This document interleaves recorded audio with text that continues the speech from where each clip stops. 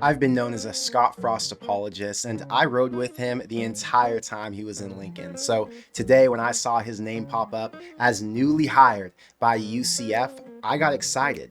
7 years ago, we got news that Scott Frost accepted the head coaching job at Nebraska, which at the time was a broken down program looking for reasons to have hope. And he was the perfect fit. He was a superstar former QB, an offensive guru who worked under Chip Kelly and Mark Helfrich at Oregon. But more important than all of that, he proved at UCF that he could lead a winless team back to an undefeated season. Now, we all remember how frustrating it was to watch him struggle in Lincoln, but failing as a Big Ten head coach doesn't mean you aren't capable or qualified to run a smaller program.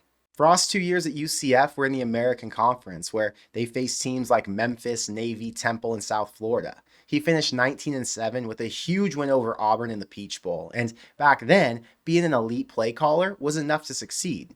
They weren't challenged by an insanely hard Big Ten schedule. The transfer portal and NIL hadn't kicked in yet, so he wasn't tasked with managing his roster the same way he was in Lincoln. But let's be honest about his time at Nebraska. He was great at piquing interest and getting guys to commit for at least a season or two. His offensive weapons and skill guys looked good, but for the most part was inconsistent without trench play to match. And even though he didn't have that friendly, charismatic personality that Matt Rule does, the fans still got behind him and really wanted to see Frost pan out. By the end of that era, everybody had a different opinion about why it didn't go his way. And if you put the rumors to the side and ignore all the gossip, the bottom line is he didn't have the experience it took to lead a program with the resources, the competition, or the issues that the head coach inherits when he accepts such a big job. But let's fast forward to today, because things are way different now. Frost spent the last 2 years hanging out in Scottsdale, consulting part-time for who knows what teams. He's had time to reflect on what went wrong and what he could have done better. He's monitored all the change in college football, and he's seen the difference that recruiting, the portal, and NIL have all gone through since he stepped away from the game.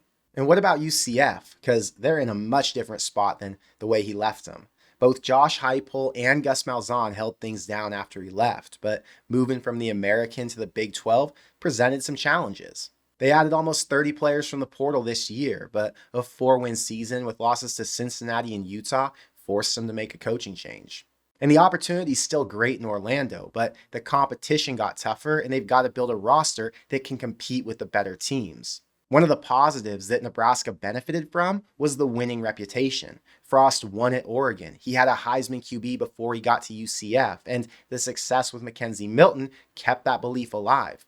He was able to pull Adrian Martinez in as his first signee, and then he followed up with Wan'Dale Robinson. And the entire time he was there, bringing in offensive weapons was never an issue.